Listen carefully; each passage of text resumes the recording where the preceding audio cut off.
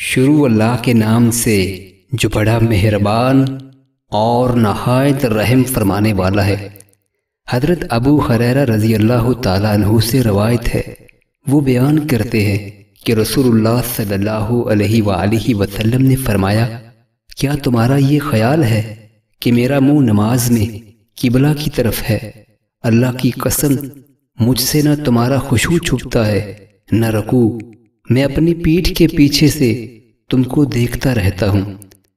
حضرت انس بن مالک رضی اللہ تعالیٰ عنہ سے روایت ہے کہ نبی کریم صلی اللہ علیہ وآلہ وسلم نے ہمیں ایک مرتبہ نماز پڑھائی، پھر آپ صلی اللہ علیہ وآلہ وسلم ممبر پر چڑھے، پھر نماز کے باب میں اور رکوع کے باب میں فرمایا، میں تمہیں پیچھے سے بھی اسی طرح دیکھتا رہتا ہوں جیسے اب سامنے سے دیکھ رہا ہوں۔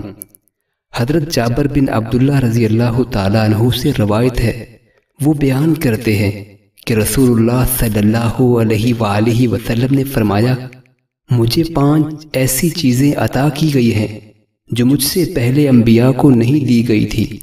1 مہینہ کی مسافت سے میرا روب ڈال کر میری مدد کی گئی ہے۔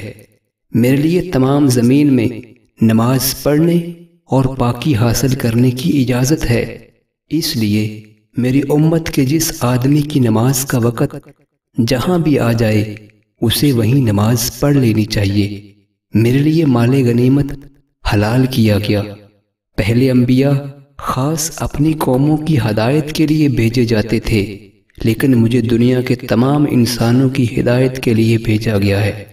مجھے شفاعت عطا کی گئی ہے۔